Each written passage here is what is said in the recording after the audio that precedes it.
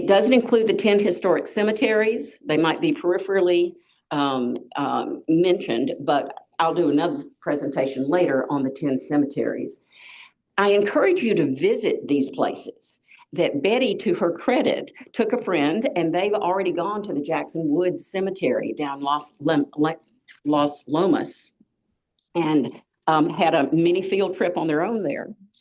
So great, that's a great example. I hope particularly during the nice spring weather, you'll find some of these to go visit. And I want to give credit where credit is due. You know, this is what we go by. Ian's Portrait of a Community, as well as the Travis County Historical Association and the Austin History Center. I actually added a couple of pictures in this time. And as we did last month, that we had so much fun with, as you know things about these places we're talking about, add to the story.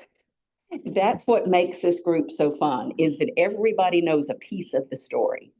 So here we go.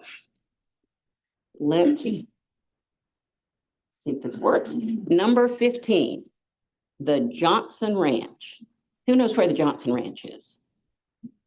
Oh, only one person? Great. This is all new information. A couple of folks. Okay. To give you an orientation on the map, this is Mopac, and this is 360. Okay. Most of the sites that we'll be talking about today, most of the sites we talked about last month were inside 360. Most of the sites we're going to be talking about today will be along 360 and then Bee Cave Road west of 360. So the Johnson Ranch straddled what is now 360, between what is more or less Westlake High School all the way to Barton Creek. So that swamp in there was the Johnson Ranch. It was pretty much the center of the community. To give you a little bit of background, Charles Johnson was the first in the family to immigrate in the 1840s or so. He was a very successful business person, had a lime kiln, had a cordage company that did transport, particularly goods from Mexico. He also helped a lot of other Swedish immigrants follow him.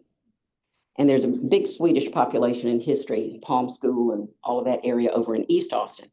But he built his home at Deep Eddy. So when you think about going north on Mopac across the river now, and you look over to the left, you see a house that has columns on it. That's Charles Johnson's home.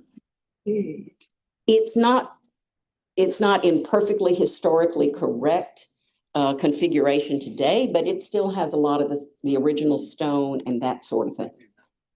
Yeah, it's the American Legion building now. It's the American Legion. Yeah, and events, it's an event center.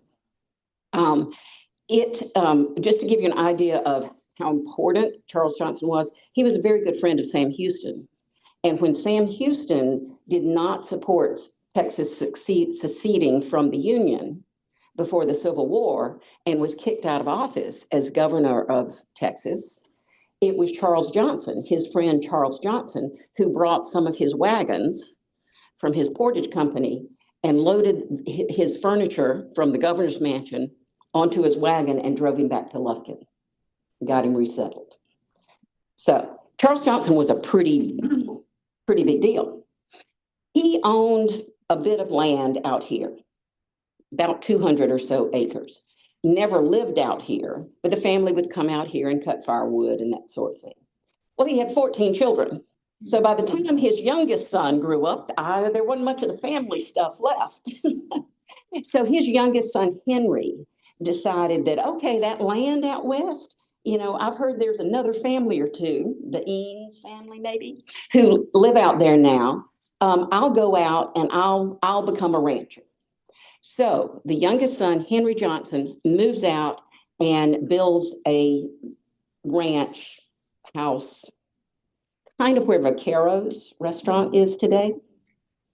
And he has 13 children, and his home becomes the center of the social scene, if you will, for a lot of things happening in this area that was becoming more and more known as the Eanes School area. Teachers lived with, we know that the teacher in 1903 lived with the Henry Johnson family. She got paid $30 a month. Paid them $6 a month to stay there. And she went to a party with the family at the big fancy house across the river and met another brother and married him. So it all worked out. But let's look a little bit at the Johnson Ranch. I show you this picture. This is not Charles or Henry. This is Henry's oldest son, Frank. Henry had two sons, Frank and Edward. They both stayed here in the area. If any of you knew Cecil Johnson or Cecil Johnson Jr. growing up, they came down Edward's line. And Edward was more of a stonemason than a farmer. In fact, he was the stonemason who was hired by the school authorities to build the Old Rock Schoolhouse in 1937. And we have his trowel that he used to build the Rock Schoolhouse at the History Center. This is his brother, Frank. And this field that he is plowing is where Ebby Neptune Field is in Chaparral Stadium today. It was a cornfield and a cotton field. And if you remember, for decades, the Highline dance team danced a very special dance to an arrangement of cotton fields. And it was to honor the Johnson family, from whom the school district bought the 48 acres for the high school, and Frank Johnson with his corn and cotton field. That I mentioned the ranch house. Well, Henry grew up in the house across the river, but he built this house for his family when he came here. If you remember what the Eanes Marshall Ranch House looks like, the one that's now on the Eanes Elementary campus, pretty similar to this. 2 stories, a stone fireplace, sleeping porch on the other side. This is in fairly dilapidated condition, but this was taken shortly before it was torn down in 1986. Yeah, in 1986. And I'm sorry? Where do you think that was? The reference in here says that it was next to the Republic Bank building, but I have never found anybody who knows where the Republic Bank building is. However, I think, I mean, there's a building today on 360. I think it's the one next to Vaquero's. May have been the Republican Bank building. And the reason I say that is the old records also say that there was a stone fence that was not too far in front of the house, kind of making an entranceway into the immediate house area. And it said that it ran behind Tres Amigos when Vaquero's was named Tres Amigos. And for a while, this perplexed me because it's like, well, it's on the side of the building. Until I showed this picture in a presentation a couple of years ago, and Bill Flood, who was in the audience then, said, but Ellen, remember when it was Tres Amigos, the entrance was on the parking lot side, and the rock fence that would have been behind Tres Amigos. So I've been in the creek and all through there trying to find the fence on the right side. And I think after all that, this is probably the fence. So the Republic Bank building had to be somewhere right in there. Now, the interesting thing is that we don't have the house was torn down when all of that area began to be developed in the 86 onward. But the family sold off some of the area on the southern side or western side of 360 for the Woods of Westlake Heights development.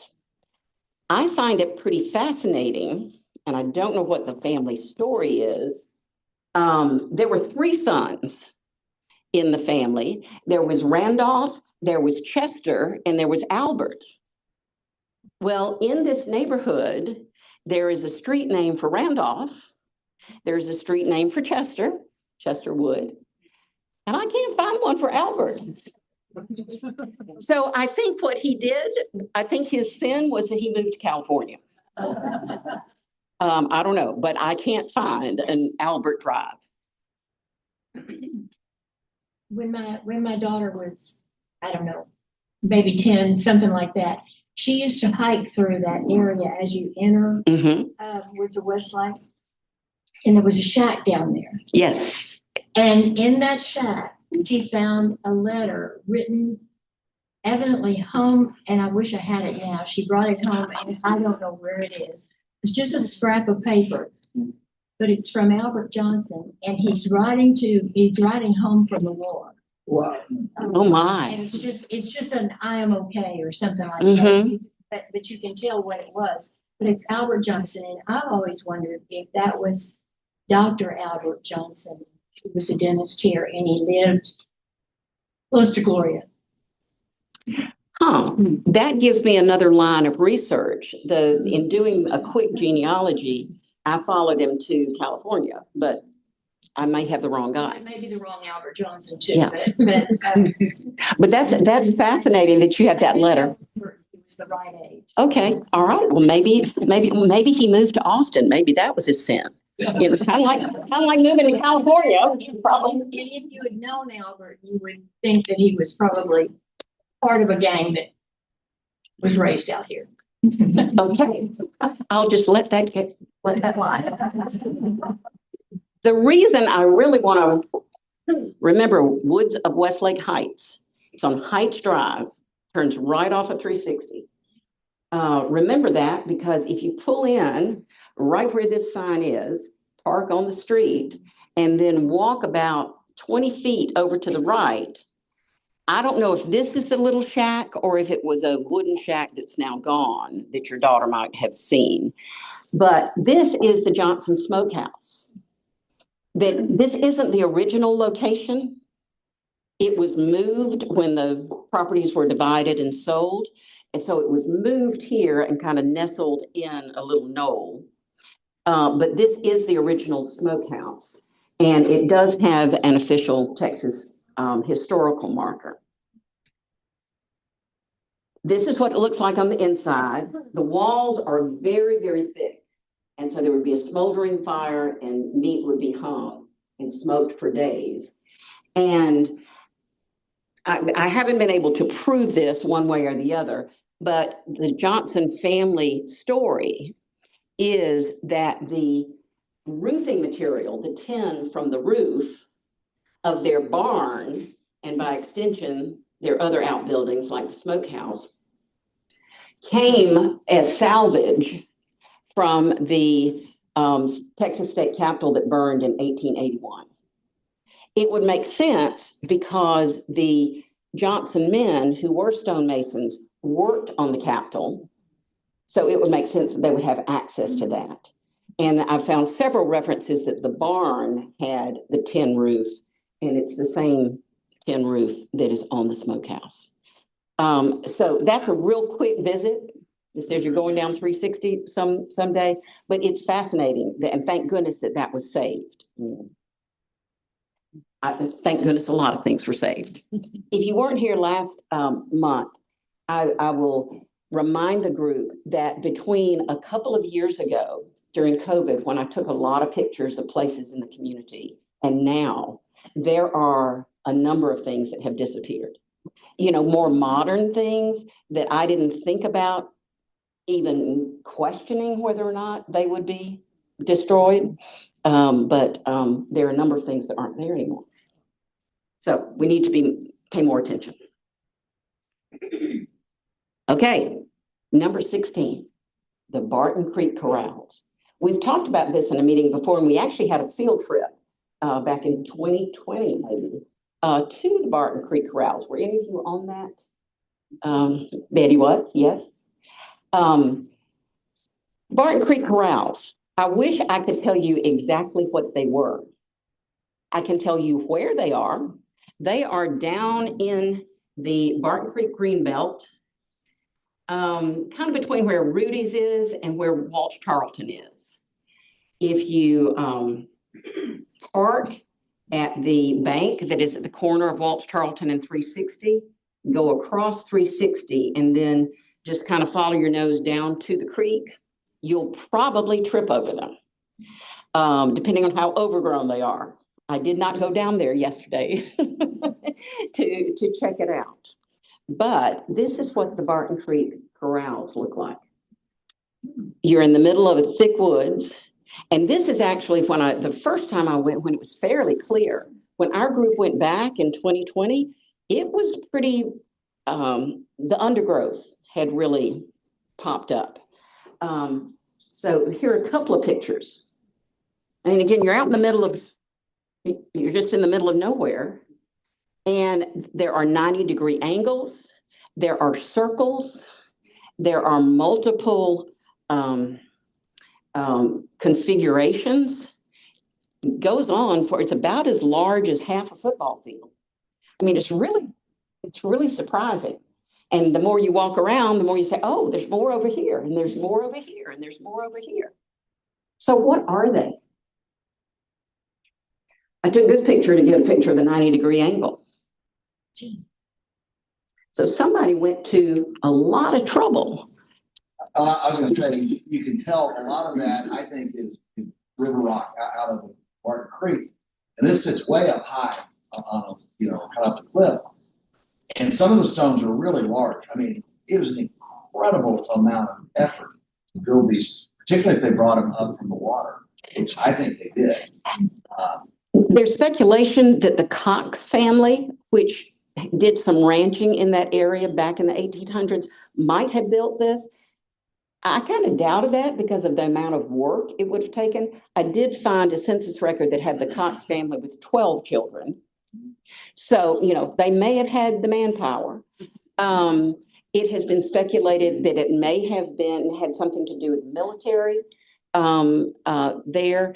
And it's also speculated that this might be the location of the mission when, was it in Navasota? The missions were closed and they, on their way to being moved to San Antonio, that there was a mission supposedly built somewhere in the Austin area that was up a creek off the river. Well, Barton Creek is up a creek off the river. So there's also speculation that that may be it. There has been archaeological work done, but there were not artifacts that were found other than rocks. And so there's never been consensus on what this is. But it's a pretty fascinating configuration of rock formations in the Barton Creek Greenbelt. I've been told that on other ranches along the Greenbelt, you'll find similar things, but nothing at this scale. So just a curious thing, very, very interesting. Okay. Who recognizes this building?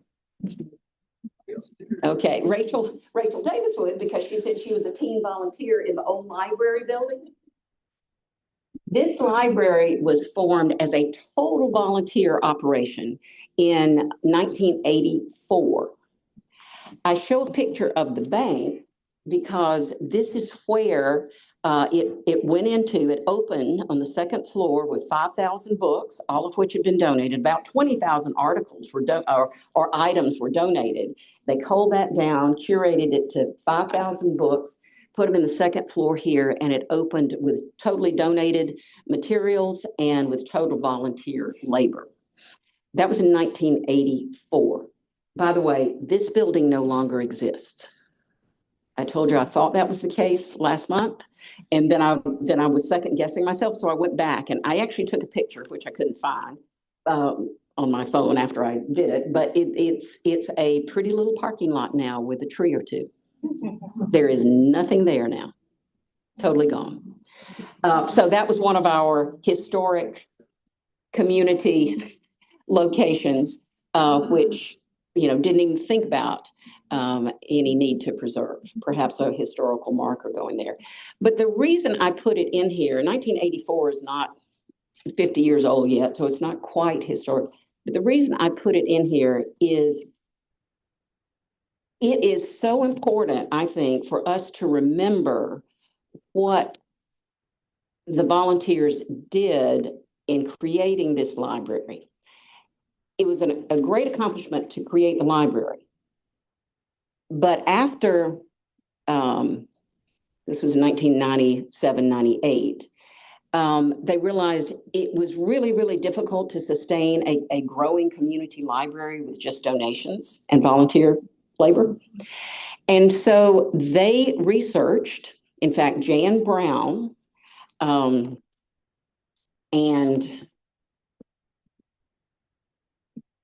let me find his name. He was a lobbyist.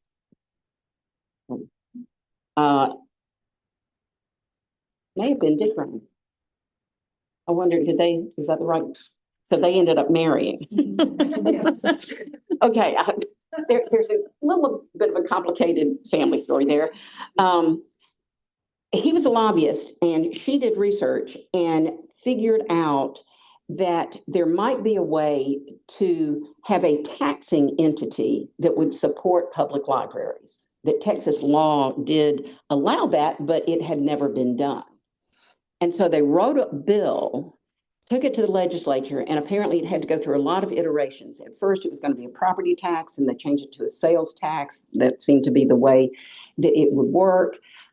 People out, they got a public relations campaign going. People here wrote letters to legislatures. They called relatives who lived in other parts of Texas that didn't have libraries, got them to talk to their legislators.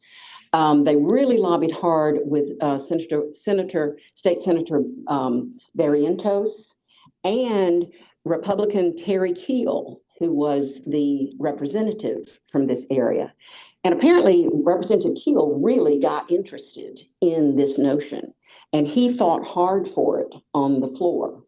But it got pulled into some legislation and then stacked with all the other bills that are waiting at the 11th hour before the legislature ends, that drama that goes on every 2 years. And so it was in that pile, and apparently it got passed at about 10:30 at night on the last possible day of the legislative session. And so there was great rejoicing.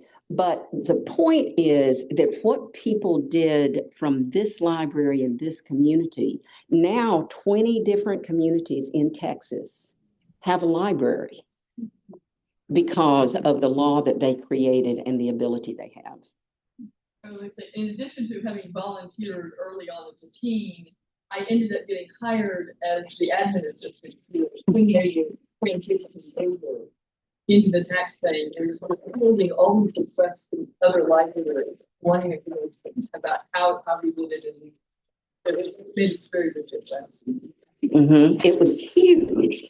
It was huge. I remember we moved to the community just as that was happening, and I thought, this has to be the coolest place in the world for people to not only do something for themselves, but something that is so transformative to communities all over Texas. And what I'm scrambling and I can't find, but I put a copy in here. Put it right here. Does anyone know a young person named Hayes Davenport? Does that ring a bell with anybody? He was a 5th grader at Valley View in 1997. And apparently he testified in front of a Senate committee. Mm-hmm. And this is just the cutest speech he gave. There actually is a transcript of the speech he gave, and it is just so precious. when I was at the West Bank Library last week, I noticed that a gray-haired senior citizen was volunteering right alongside a green-haired teenager. They were both laughing while checking out books to a toddler and her mother. I like the way so many different generations were using the library and having fun at the same time. The only thing I would change about our library is its size. I wish it could have more books. Apparently, his testimony was cited as one of the reasons that the legislation was successful. So, a real accomplishment. Okay. Now we're going to move up 360 to the Eanes Marshall Ranch. We talked about the Johnson Ranch. It abutted the Eanes Marshall Ranch. They were neighbors. And I will say the few things we have from the Eanes Marshall Ranch at the History Center were actually saved by Cecil Johnson because the last Marshall son who lived in the Eanes Marshall Ranch house until 1966 was somewhat of an eccentric. And that's probably an understatement. And one day, Cecil Johnson Sr. saw smoke rising from the Eanes Ranch. So he got in his truck and he drove quickly up the dirt road at the time. And he saw this big bonfire outside the house. And he said, and John was throwing furniture and books and everything on top of it. It's like, John, what are you doing? And John said, I'm just tired of this stuff. It's not treating me well, so I'm burning it. And Cecil said, well, I could use some of it. They had a real bent. The Johnsons had a real bent for historic preservation. So Cecil said, well, I could use it. And John bought that. And so Cecil was able to get some things from the Marshall Ranch and save them. And then when he donated a lot of his family things, he also donated the Marshall Ranch things. But okay, halfway from this line to this line, this is the intersection of Lost Creek Boulevard and Highway 360 from the Lost Creek side, looking towards downtown. I'm sure they didn't know there was a view when Robert Eanes decided to stop his wagon, his Prairie Schooner wagon. I'm sure he didn't see this view. But he may have seen kind of an opening and a nice valley. But we think it was right here where this intersection is where the Eanes family first planted something, a shack, the remains of their wagon, a shanty, who knows what their first building was. But after Robert's daughter and her husband took ownership of the ranch, Robert Eanes actually sold to her not husband at the time, to H.B. Marshall. And then Viola came back into the community and married back to her home ranch. After the young couple married, they actually disassembled the house as it existed in about 1883, and they moved it up the house to the turn in from 360 into St. John Newman's Catholic Church. Everybody kind of with me in terms of where that turn in is? So they moved it and reassembled it. There is a historical marker for the ranch house location. When the ranch house was moved to Eanes Elementary campus, so much of it had to be rebuilt. It did not qualify as an original historic building. So it does not have a marker, but the location has a marker. And this is right off 360. You can pull in, and as you pull into St. John Newman's, you notice there's a little grass area you can pull over to the right. If you want to know exactly where the ranch house was, you can tell that by driving a little bit further towards the commissary of Mobile Loaves and Fishes that is right along the driveway into St. John Newman. And if you look over to the north side, the HEB side, you'll see this little shed that's still used by the Boy Scouts for storage. The house originally was here, and the shed was kind of an extension off the end. It was not moved when the rest of the house was moved. And now it's covered with a stucco kind of thing. So it doesn't even look historic. The reason the young couple moved the house up the hill was because Monkey Springs, which is the headwaters of Smith Creek, also called Dry Creek, and TxDOT, as I mentioned last month, TxDOT calls it Eanes Creek. It drives me crazy. But the creek that comes down behind Eanes Elementary, down through Sundown Parkway and Eanes Elementary, starts kind of right over here in these woods. So they wanted to be close to the spring, which made sense. They had 6 children, so they had a lot of water needs.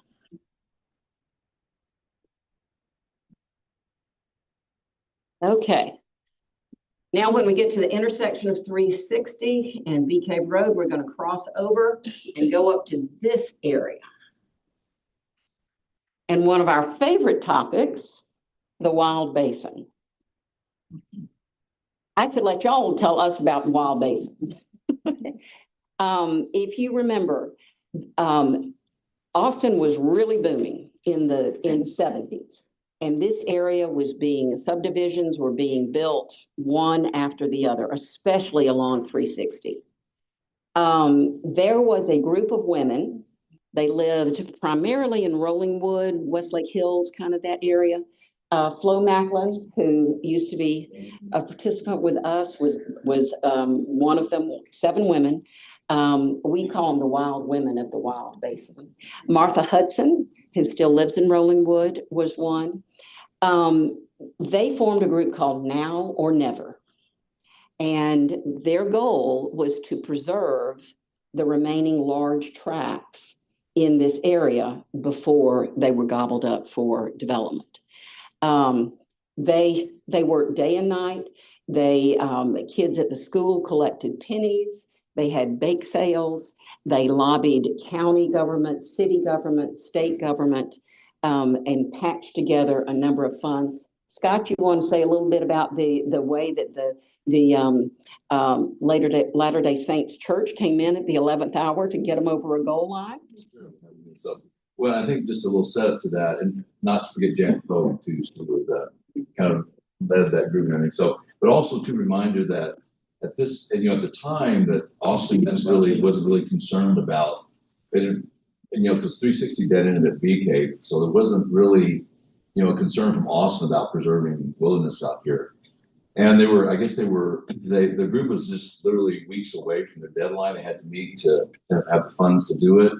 And it looked like it wasn't going to happen. It was a bicentennial. So my mom and my dad, one of our church congregations, the Church of Jesus Christ of Latter-day Saints, to my dad, who was heading the congregation that was volunteered, said, hey, how about if we have a big fundraiser for the Now or Never group to help Wild Basin? And so we went to the congregation, they supported it, the leaders all supported it. So we started gathering, we went around gathering items for Youth Graduate Academy, used to be on Ben White Boulevard down there. The guy that owned it was Jewish, and so they were closed on Saturdays. So they offered to let us have it there. We went around, gathered stuff, went to businesses. We had a gentleman that was well known. He knew a lot of the media, so we got on the morning shows and the talk shows. And he actually, if y'all remember James C. Fiddler, the weatherman, he used to draw on the big charts like this, with a little big black pen, tomorrow's sunshine, tomorrow's sun. And the way he would draw it every day on the weather, we wound up having a big garage sale, just days before the money was due. When we presented the check, we were a few $1,000s short of that. And right at the end of it, someone came up to my dad and asked him how much they were short, and told him. And he said there was an anonymous donor who wanted to give the rest. And so they wrote out a check for the remaining amount, and we were able to get the money to purchase the Wild Basin land. He asked to remain anonymous, but my dad said years later, after this man had passed, that was actually the owner of HEB who came in to the remaining funds that we lacked. So that was kind of the last step to get them over the line. So wow. And the final thing about that is that Miss Pogue, when she would run into my dad out here, she'd always thank him and say that if it hadn't been for the church there, we never would have raised the funds. And then the last little part of that story is that after she passed, And the Wild Basin thing every year became the thing of the Glitter Eye of Austin. We kind of got lost in the shadows and completely forgotten, but it's always been something that the church has been very proud of to, as you drive past there, to see help make that happen for Wild Basin. So That's a pretty wonderful story. Thank you for sharing that, Scott. Recently, the Westlake City published their newsletter, and on the back page, they had this picture of the Right. ladies that started the Wild Basin. Yes. And I think it's a good note to add the story at some point, Mhm. or even put it up at the Wild Basin. I mean, I was dear friends with Flo, yeah, and I'm still friends with Martha, who I join every Yes, Monday yeah. for coffee. yeah. And I'm just thinking, Mhm. they were called the little old ladies in tennis shoes. Something like that. That was their booty call. And speaking of walking, they would all, 50th anniversary for the Wild Basin is, A big party in April. thank you. That's a time to add that story. Yes. That's very valuable. Yeah. I didn't know that. Yeah, it's one of those pieces of history that it will get Yeah. lost if we don't figure a way to capture it. Exactly. And because it was the right amount of money at a very critical point, it made it happen. So one of those historic miracles, if you will. Yeah.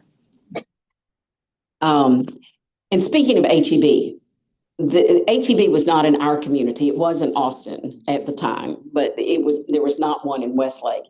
In fact, the HEB in Westlake, when the shopping center that it's currently in was built, there was so much pushback and controversy from the neighbors in Westlake Hills that Mr. Butts himself pulled the project. HEB was slated to go in and be the anchor store. He pulled the project because he didn't want to be associated with something that was so disruptive to the community. So that's why Albertsons went in initially in 1996. And it wasn't until about 10 years later that HEB decided the water was safe. to go. At that time was when it all took. So Wow. Okay. anything even close to that, so it's pretty. Well, when I was trying to find the date of exactly when the HEB opened here in Westlake, and I found this great story about HEB that who remembers Piggly Wiggly's? Yeah, I'm from Georgia, and it was started in Vidalia, Georgia, I think, where the onions come from. And I went to college on a Piggly Wiggly scholarship. So Piggly Wiggly is very, very near and dear to me. And apparently Piggly Wiggly's used to be pretty big out here. But in 1934, HEB bought most of the Piggly Wigglies in Texas. And so people nicknamed, and at the time it was H.E. Butts store. It wasn't HEB yet, hadn't evolved to that. Seventh grade boys must have not made jokes back in the 30s about H.E. Butts grocery store. But anyway, after they did the acquisition, people in Austin fondly called the store Wiggly Butts. So if you ever hear anybody talking about the Wiggly Butts grocery store, that's how the name came to be.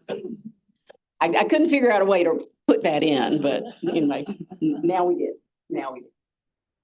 did. Okay, right across 360 from, and just north a little bit, is the property of St. Stephen's Episcopal School. And again, we've had several programs on this as well. But I wanted to make sure that you knew that St. Stephen's, which was established in 1950, think about 1950, there was not much out here. But the diocese found this piece of property and decided it would serve their purpose as well. So they bought it and built a school. It was a boarding school, and for its time, it was amazingly progressive. It was the first co-ed boarding school, Episcopal boarding school in the United States. And it was the first integrated boarding school in the South in 1950. Yeah. So think about those two things, right here in our backyard. Look how barren, go back to that. Look how barren those hills are. Yeah. Really amazing. Mhm. Yeah, one of these days I'll go in and see if I can figure out where this was exactly, but those are probably on the other side of the river. I think this is, because this was a great picture I found. That this is the campus in the late 50s, early 60s. It's not very clear, but this is the river. So this is the bank, or this is the very steep cliff, up which the funicular, or a funicular, was built in at the turn of the century, right around 1900, because there was a developer who was just convinced that a Chautauqua series.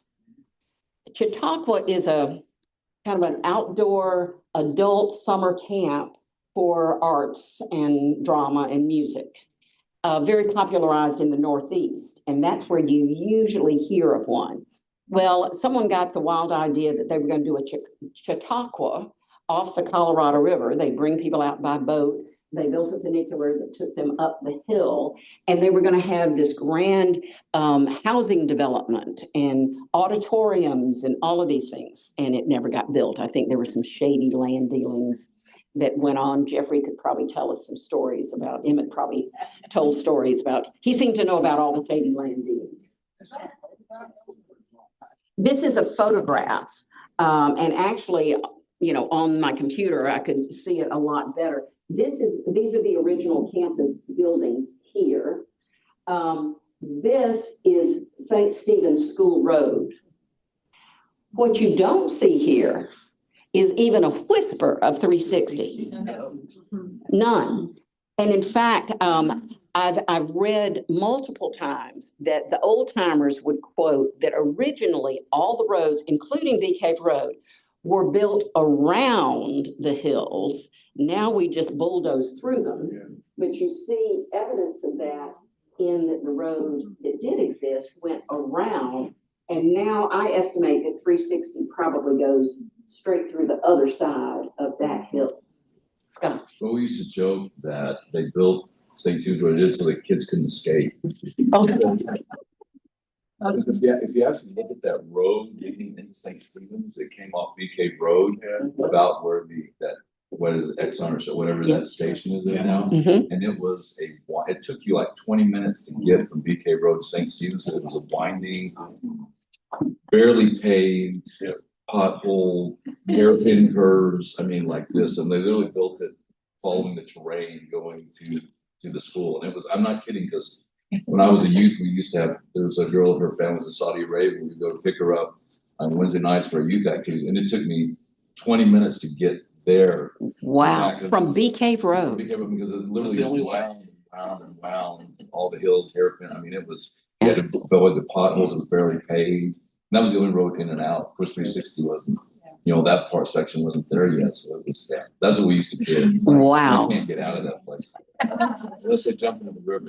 Well, I found this to be one of the most fascinating photographs I've seen. And by the way, I found it on the Texas Portal to History, North Texas State University website. Just go to that, or just Google Portal to Texas History and click on their photography collection. In the 70s, you know, when Scott and everybody was at Westlake, there were unsubstantiated rumors of a very wild and libertine lifestyle among the boarders out at St. Stephen's. I have no information. Chuck. It was in the 50s. Yes, an aerial view in the 1950s. That might be a really good simple shot of what they always talked about as the drought of on record. Mm. If it were before about 1955, maybe that's an example. Somebody already mentioned it a couple of times how bad the dry it was, and maybe that's just what it was. You can literally see. That's why I thought it was a Drawing. Yeah. You can see, you know, the surrounding hills and the ebbs and flows, like in the old days when you go out to Lake Travis. you can literally see where it was the bottom of a sea. Mhm. That's the same thing. Yep. The, Jeffrey, the fire line of the Davenport Ranch fire in 1960, well, that would be 1960 anyway. So that was after this. But part of this area might have been part of the area that was burned. One of the most fascinating things about the St. Stephen's property is something called Devil's Gorge. When Charlton Perry was here, I'm sure he talked about it.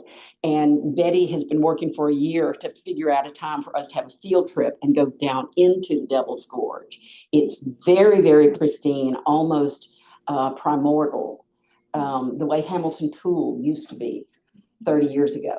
And apparently just fascinating, but a pretty difficult hike.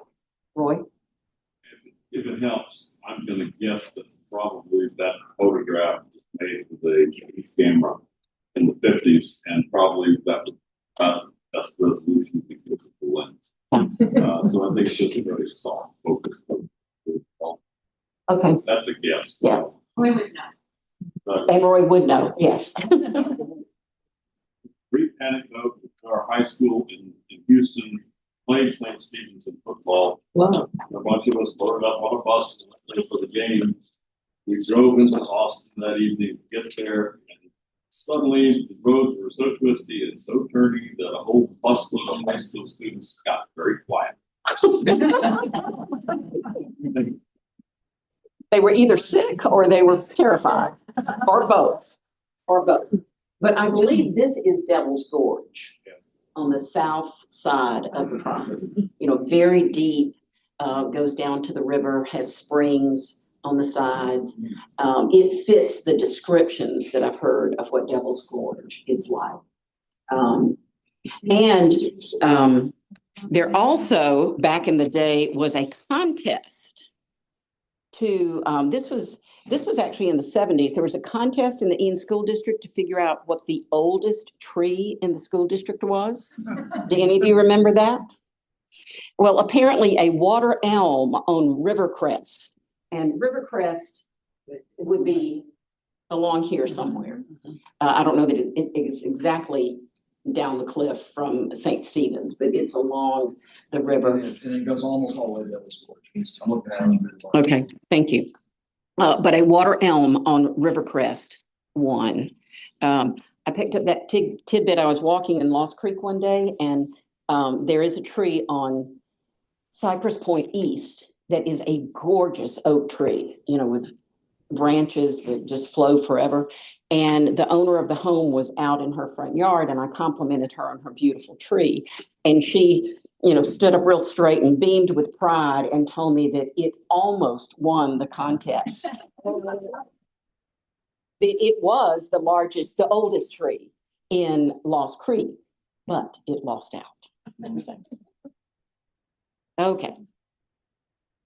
Number 21, Westlake Beach. I was hoping the Depews would be here today so we could talk about them. The Depew family has owned Westlake Beach for over 100 years. Dorothy, David and Robert, who are attendees many times, their grandfather bought the property in 1922. The only access was by boat. So they would come out and enjoy the property by boat. They married, and along with her brother and his wife, they opened Westlake Beach for the community in 1954. So they have celebrated, 75 years? 75 years a year or so ago.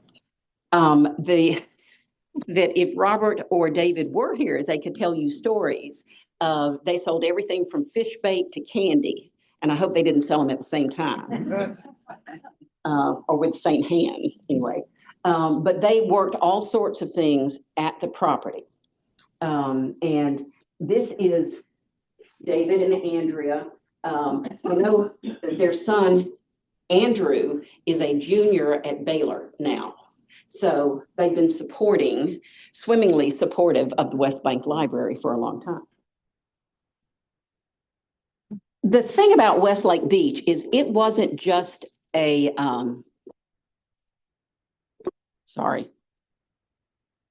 it wasn't just a business. It was a labor of love. And when I say it was a gift to the community, it certainly was. It is amazing the number of church events, every church in the area, not just their church of Westlake Hills Presbyterian, seemingly every church in the area, every school, every grade of every school would have events here. The fifth grade, Pamela, is this correct? The fifth grade used to always have, and Rose Betty, the Eanes end of school party was always at Westlake Beach. And why not? I mean, they had swimming, fishing, picnicking, shaded areas, sandy beaches, and boat slips. They still operate the boat slip operation. Westlake High School would hold the annual sport banquet. Yeah. Because there was nowhere else you could meet. And so we would always have our sports banquet. In one of the pavilions or out on picnic tables? Swim and play volleyball, then they gather everybody around in shorts. It was, sports banquets. yeah. I ran the Lost Creek swim team. You know, we would have our annual parties there. Right. Well, it was just a place to be. Yeah, so instead of the Henry Johnson, it wasn't the Henry Johnson family home that was the center of the social scene in the community. It was Westlake Beach for decades. They had a big kickoff that they have now for the football season. That's where they had it was a fish fry. Yeah. And we used to have the band and the High Line would be at Westlake Beach for the first several years. So wow. They would have Westlake Beach, the band and the High Line would dance between the trees, stand between the trees and play, and that's what the football is. So that's what they had a big kickoff. Well, I thought it was very, very telling that Lawrence Olson organized a reunion for students of the Old Rock Schoolhouse back in 2018, I believe. And guess where they had it? Westlake Beach. Let me see. There was a hand here. Yeah. There was the Pews also had a day camp right there. Oh. And I had friends whose children, they rode took a boat across from West Austin and did summer day camps there. That's great. That's great. There also on the property, actually on the adjacent property, is a small old structure. It was used as a residence, so a cabin, I suppose you'd say, that Dorothy's grandmother built a museum in it. And I asked David a couple of weeks ago if that still existed and if it still had the museum in it. And he said, yes, that it actually is owned, that Robert owns that piece of the property now. And when he and Karen come into town and stay at Westlake Beach, that's where they stay. So it's not the same as it was when it was filled with things. But anyway, they had a family museum. So Dorothy Depew, by the way, was the one of the original founders. She and Donna Price were the original founders of the Eanes History Center. So lots of credit to Dorothy. My dad, Jinx, Gloria's husband, was running the Shack Club in the late 70s, and we did one of the last fish fries. And they had a little issue, evidently, transporting the fish from the Gulf and keeping it as cold as they thought that they could. And so the fish was a little iffy, and they went ahead and they had no plan B, so they went ahead and gave it to everybody. And everybody was fine, but they decided they were going to go to I believe, spaghetti dinner after that. Could have been the end of the whole community. Very good thing. Very good thing. Okay, number 22, the county line. Who knows how old how many years the county line has been operating this year? 75. They opened in 75, so they are celebrating their 50th anniversary. Bruce Walcott, whose mom, Doris Walcott, was the originator of the library. Started there, and I'm not going to spend too much time here because our program in April, Jeffrey Dojan, our favorite storyteller, is going to come back and he's going to do a complete presentation because I realize that the history I have doesn't start until about 1950 with the Cedar Crest Lodge. This was originally the Moosehead Lodge back during Prohibition. And I didn't know that because I would not have snuck out to find a place during Prohibition. So clearly I didn't know that. But it has been operating with outstanding views since 1975. So one of our older continuously operating businesses. Just kind of a little sneak preview. Rex and I are working together on that program. And we want to have the program at the county development, so that we can enjoy, some of their, one, and tell the story at the same time. So it's gonna be a lot of fun. Yeah, and I'll get to you with all the logistic details. We aren't sure if we're gonna be able to have, have a full lunch or exactly what, but it will be fun and there will be plenty of parking. And I have to tell this one little anecdote thing, because when we moved out here, and I don't know what happened to it. I know it was not necessarily abandoned, but from the late 60s to the mid 70s to the county line opened up there. When we moved out in like 70, 71, of course, there was nobody on BK Road. There was no houses out here. And we used to joke because you could hear, because I grew up right there, out just across the street from the county line. Rex and them also neighbors. And so, but you could hear, the hippies kind of took it over in the late 60s, early 70s, because you could hear their VW buses going up that hill. Winding up that hill. The hippies are back at the lodge, whatever it's called. Right. Because they used to have a lot of whatever they were doing up there. Yeah. Basically, they said, but I remember because you could hear the sound traveling the hills, and when that far away, you could hear them going up there. So then they finally, I think, went someplace else where they went to show.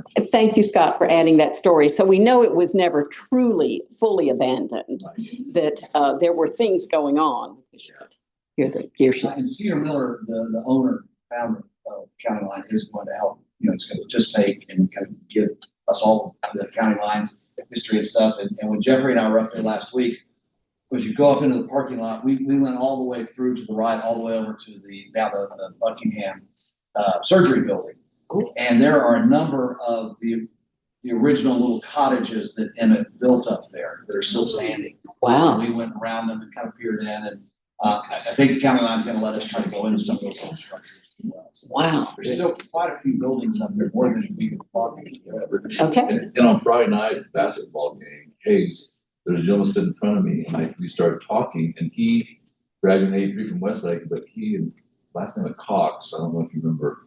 They said they lived in one of those little, I guess he was from the family somehow, lived in one of those little buildings, I guess back behind the county line there. He said after high school, and they said his grandmother used to bring a barbecue and all this stuff to them. So Wow. I invited him here today, and he unfortunately didn't make it. But, Wow. It was interesting. What's that? I don't. I didn't get it. So fortunately. Maybe you'll see him again Yeah. this week. Do you know why it's called County Line? Do you know why it's called County Line, Jeffrey? I'm not gonna say today. Okay, good spoiler alert. Yes, you have to come next month. You have to come next month to find out why that is. All right. Okay, number 23, the Rob Roy Ranch House. All right, let's go back to our map. And the Rob Roy Ranch, he started with, let me see how many. Cal Roy bought 1,200 acres in 1895, but he eventually ended up with 3,000 acres. 3,000 acres. So he went from the river to the creek. And it was this stretch right in here. Just as an aside, when the county school system was organized and the county was carved into school districts, and that was back in 1870. And then Robert Eanes was asked to be the trustee of District 48, which we live in, which is here. The line, the western line for District 48 was described as where the creek and the river come the closest together. Wow. So you can really see it on this map. That was the dividing line. And then District 50, which is now the western portion of our district, went to the next point where the river and the creek came closest together. So just pretty cool aside. But getting back to the Roy ranch, this house is where this black circle or half circle now, I erased half of it, is. It's on a road now called Addie Roy Road. It used to be the 7900 block of Bee Cave Road. The way I found this and made sure it was the right house was I drove up Addie Roy Road, which now is a half moon shaped road off of Bee Cave. And I looked for the wrought iron fence that is described in historical documents. And you can see it real lightly here. It's a very ornate wrought iron fence that did sit in front of one of the Covert mansions in Austin. But when that building was, when that home was taken down, the Roys somehow became the owners of the fence and moved it here. And so you've got a somewhat rustic ranch house with this very ornate fence in front, but that's how we know where it is. Addie Roy is the last original section of Bee Cave Road. And if you drive it, it's very interesting because it's about 6 feet wide, really large chunky rock aggregate. It has a double yellow line, which is very unusual for a street kind of through that little quiet office park. Mm-hmm. And it goes up along the ridge line. And if you ever drive 1431 from Lago Vista to Marble Falls, it is very much that old construction. The same, just up and down, low water crossings, no cut and fill. And it's really interesting to look at the old section of Addie Roy that goes up on the ridge line, and then the new section of Bee Cave Road that's cut down probably 50 feet and completely flattened out, and so much earthwork has been done, and turn lanes, and just really a good old and new section. Right. And you can definitely see how the road went around the hills. I mean, literally, it is a half circle. And I've got a picture of a topographic map later on that I can show you that a little bit more clearly.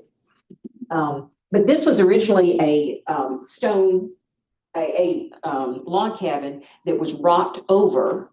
And then years later, a second story was built with an outside stairway up to the sleeping porch.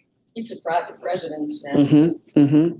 Yeah, we've been trying to get in it, and the family's had a lot of transition and that sort of thing. So we hadn't been able to figure out, but this is on our list of getting to, because this is one of the oldest original homes still in use. This would have been it was rocked over in 1912. So, pieces of it go back to the turn of the century.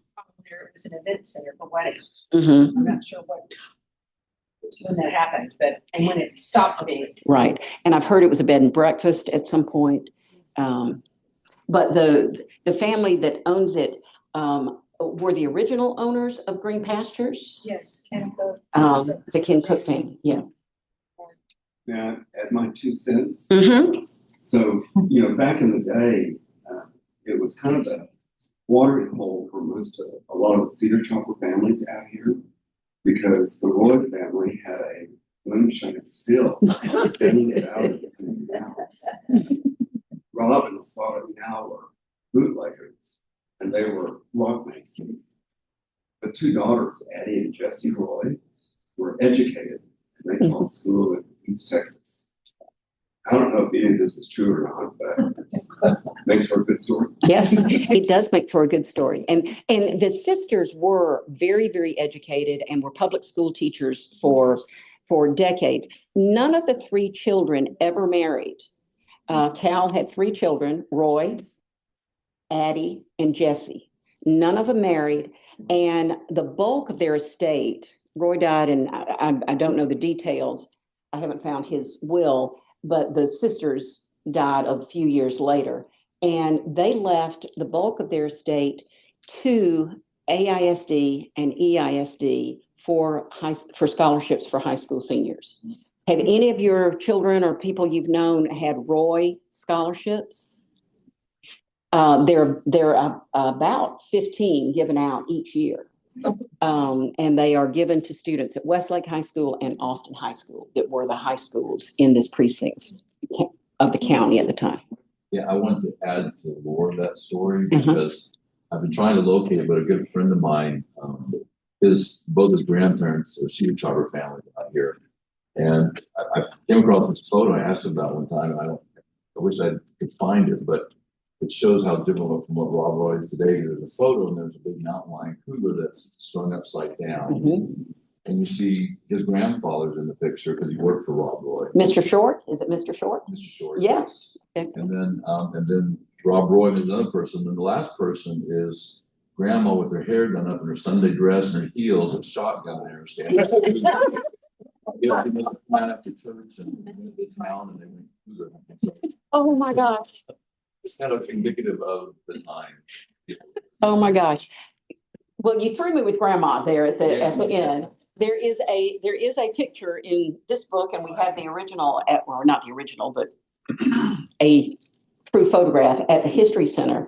And a couple of months ago, a family came to the History Center because we have the homecoming moms that their daughter, who tragically died of meningitis when she was in college, she had saved them in her room, and after she passed away about a decade ago, they donated those to the high school, and they eventually made their way to the History Center.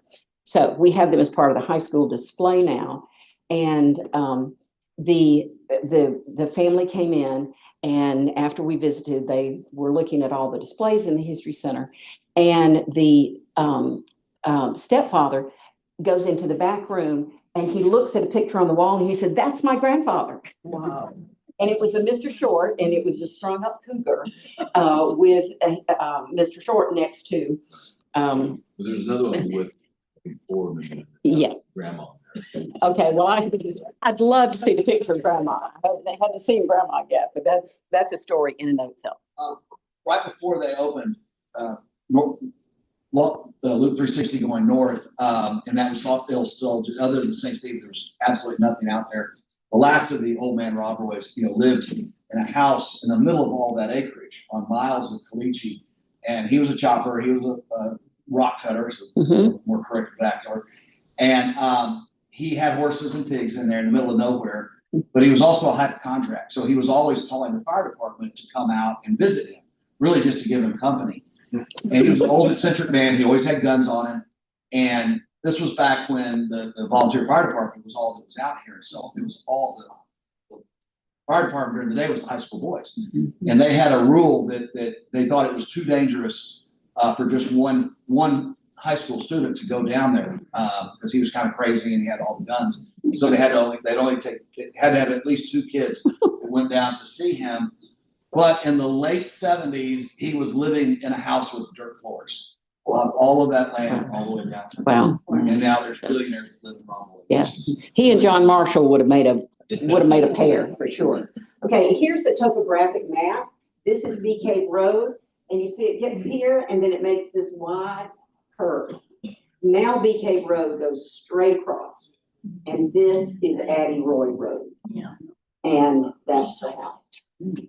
It overlooks a valley going down to the lake. I mean, a gorgeous view going down to the lake. It's the story of the Catholic church, to the monastery right there on Abbey Road. It's actually off of St. Stephen's School Road, I think is the entrance, and it's a Greek Orthodox church, and they've just enlarged it. Chapel. Yeah, that's right there by the house. It is right by the house. It's a Catholic. Church right there, and men live in there too. I do not know. That is a great story to follow up. Okay, interesting. I will put that on the list. I'm going to respect private property. Okay, we're almost at 25. Lake Austin Estates and Seabar Ranch. I was hoping Leslie from Cuernavaca would be back here today because this is all about the Cuernavaca area. You go down Cuernavaca Drive today, it's called Cuernavaca Drive today. It used to be called Duffy Road because towards the lake, all of that area was owned by Charles Duffy, 1,300 plus acres. He owned a lot of that. And he called it the Seabar, and I've seen it spelled both of these ways, and I've also seen it C-E, capital C, capital E dash B-A-R. So anyway, Seabar, however you want it. Seabar Ranch. After, and this was 20th century, after World War II, there was a big demand for recreation. You know, people weren't working on the farms as much anymore. That's basically what World War II did for Texas, was it made it more of an urban society versus an agrarian society. So people had jobs where they had weekends, and they wanted vacation homes or recreational properties. So there was a big boom. Lakeway, around Lake Travis, there were a number of communities. And so this area, what today it's called Lake Hills Estates, but this area was one of those. It was one of those resort towns, was what he was trying to do. So he carved about 300 acres of his ranch. I'm sorry, more than 300 acres. And he named it Seabar Ranch Lakeview Acres, which ended up being a mouthful. So it was later changed to Lake Austin Estates. So after the dam was built, Marshall Ford Dam was built after World War II, it created this opportunity. Between 1958 and 1960, he sold 300 lots in that 2-year period. So it was quite the buzz. He sold on 3 different levels. He had a lakefront option, a lake view option, and a high view option. But you didn't have to build immediately. And that's what led to the very eclectic nature of that part of the Cuernavaca community, is they were built at different times and on different levels. They had a range of amenities, which are still there in the great neighborhood park and neighborhood association that runs this today. Edgewater Drive is where a lot of the amenities are in the oldest part of the neighborhood. They had a boat launch, a lighted beach, a playground, horse stables and trails, a pool, and a picnic area. Mr. Duffy's original ranch house is a Travis County historical location, and it is on Rivera Road. It still stands today. This is a picture of it on the right. By the way, I've tried to figure out how the Seabar Volunteer Fire Department, get their history and how it related to the ranch. They say that they just basically stole the name. That where they are located off Common Fords Road was actually the Allen Ranch. It wasn't part of Seabar, but they liked the name Seabar, so they took it. Well, speaking of Commons Ferry, Ellen, when I first moved out there, the fire department was women. Well, Because men worked in town during the day. yeah, that makes sense. Yeah, if there was a fire during the day, the women just responded. Great. Was that during the 70s, 80s? Yeah. Yeah. Okay, cool. That's a really neat story. And that's another program we're going to have someday, is the whole history of that. When the LBJ Library Complex was being built on the east side of UT, right along I-35, a lot of the homes that were there that were about to be torn down instead were moved to the Cuernavaca area. Really? Yeah. Wow. Let's talk. I want to get that address. And that's great. Did you hear that when the LBJ Library was being built on the east, between I-35 and the east side of the UT campus, homes that were there, several of them were moved from that area to the Cuernavaca area. Okay. Well, this is in the Cuernavaca area. In fact, it is down what is now Common Fords Road. So we come on out here, Silver Hills, Marlow Lake, Cuernavaca, here we go. It's the end towards the lake, or towards the end of the peninsula is where Lake Hills Estates are, but Common Fords Road comes here and has been there for a very long time. There are the crossing on the river. It's been called Cameron, Commons, again, a variety of names. And this is not unusual in history or in genealogy. I mean, people in the same family spell their name different ways. People weren't too concerned about literacy and preciseness in spelling. So it went by a variety of names, and we don't know much about who Cameron or Commons was. But this was a popular crossing. Steiner Ranch is now the development that's on the other side of the river. But one of the reasons that this was very, very popular was Santa Monica Falls. But before I get there, I want to mention that I kept running across references to Turkey Foot Hill. And I kept saying, why do they call it Turkey Foot Hill? And then I found this topographic map, and by golly, if that doesn't look like a turkey foot. So it's pretty clear which one was Turkey Foot Hill. You see it now? Right here, Turkey Foot Hill. So Cameron Ferry Road kind of wrapped around that and went to Santa Monica Springs. Well, when I envisioned Santa Monica Springs, I thought about something that looked like Krause Springs or Barton Springs, you know, cool and shady and beautiful. And then I found this picture. And this was what the rage was back in 1890. People came all the way from Austin to spend a day at Santa Monica Springs. This was on the Portal to Texas History also, by the way. Let me see, this was originally the Allen Ranch. All this area was the Allen Ranch. Now it's Michael Dell Ranch, or the public part of the private part of it is. But it was bought by the Baldwin family back in 1953.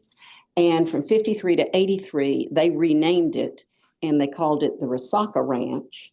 And then the city of Austin bought it in 1983 and created Common Forge Ranch Park. There is a restored log cabin, which is one of the most original and best preserved log cabins in Travis County that I've found, as well as a barn, which I don't think is quite as old as this one's, about 120 or so years old estimated. They also have been doing prairie restoration, which I think is pretty cool. So at some point, we'll learn more about that. So we are at 1 o'clock and I've finished with the 25. So we can stop, or I can quickly take you through 3 bonus. Yeah. Go for it. Okay. Bonus number 1, the bell. If we'd spent much time talking about the Eanes History Complex on the Eanes Elementary campus and the old rock schoolhouse and the original chapel that was built by the community in 1928, you would have seen a picture that had a huge bell, 75-pound iron bell, sitting out in the yard. It was donated in the late 1920s from the fire department in Austin that had gotten fancy, and they were electrified, so they could have an electric bell system. But they knew their country cousins out here did not have electricity. So they gave the bell to the Eanes community when Eanes started building a separate building from the schoolhouse. So this picture is between 1928 and 1937 because it's the old schoolhouse and the chapel building is already finished. So let's say this is probably 1934. And they built a bell tower. And they got that 75-pound bell from the yard, from the picture where we have it in the yard, up into the bell tower. You can still see that bell today. This is Westlake Hills Presbyterian Church, right there on the corner of Barton Creek Boulevard and Bee Cave Road. And if you drive into their parking lot towards the sanctuary, right in front of the sanctuary is this bell. This bell has moved with them to 3 locations. It was originally on the Eanes School campus grounds, the Eanes Chapel. And then when they moved to the corner of Westlake Drive, we saw that last week, Westlake Drive and Bee Cave Road, they took it there. And then when they moved to their new facility in 1985, they moved it there. Let's steal it. Taco Bell. Every Sunday, they still use it, so it's still operational. Second bonus, the tree. And I put this in here just because I love it so much. Anybody recognize where this is? Yes. The Grove. And that gorgeous, this should have won the contest for the best, if it had been the best tree instead of the oldest or the largest tree in Eames. This is the Grove Restaurant. But does anybody remember ever going to a function in the social hall of the old St. Michael's Episcopal Church? You also voted there too. You did? Yeah. Okay. So you remember how it was kind of nestled right underneath this? And when I first went to this location, I just thought that this is the most magical place on earth. It was just so peaceful and calm.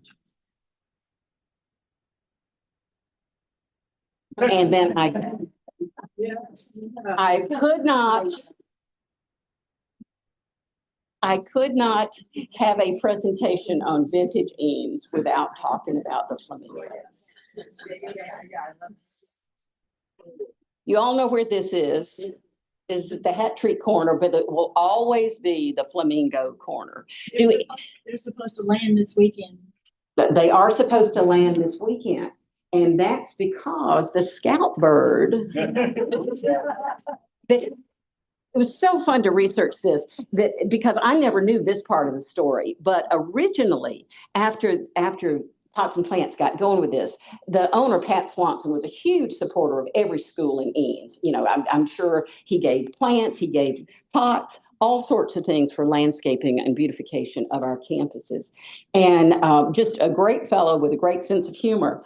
And so after they won the battle with City Hall, which I'll talk about in a minute, they really got into this. And so the scout bird appears about 2 weeks before the rest of the flocks. And the scout bird would notice they had to label it. So not everybody got the scout bird thing, but the scout bird comes, and then they try to time it for the bluebonnets to come, and then the rest of the flock would come about 2 weeks later. They came early this year because the owner of Hat Creek Burger was a graduate basketball player, UT basketball player, Drew Cresser, went ahead and put the flamingos up early for the girls' basketball championship. And he's going to leave them up because the boys are still playing this week. So. Okay, I need to go by and get a picture. Good. Good.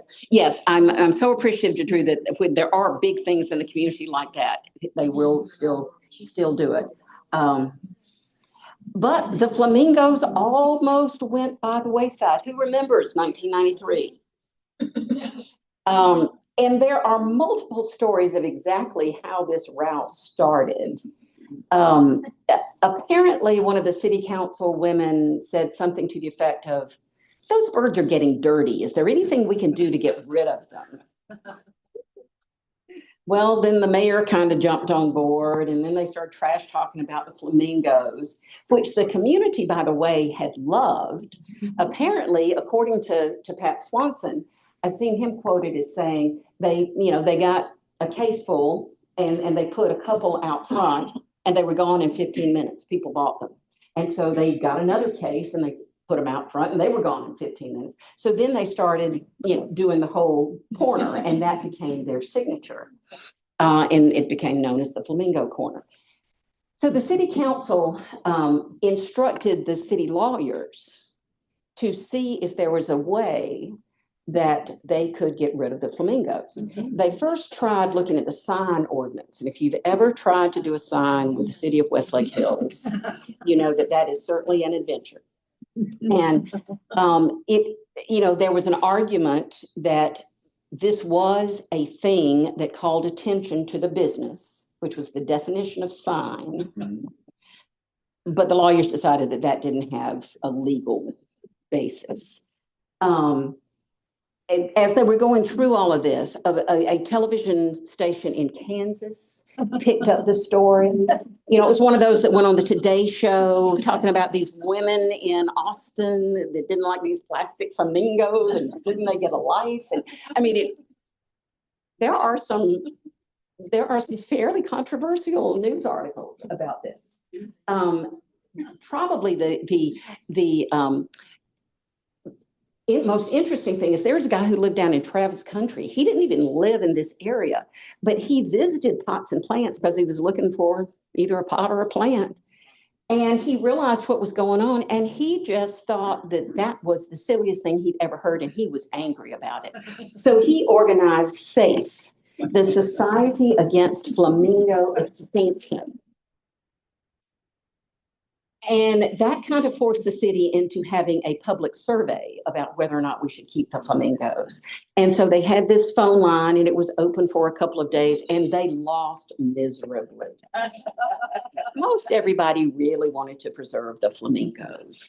And so they finally decided that instead of it being a sign, they deemed that it was fine art, which I'm not sure how they got there either, but that's what they decided, and they were allowed to stay. So for years, they were beloved and strong and resilient and proud, standing on that corner, just like all of us are about our area. I will end today with that.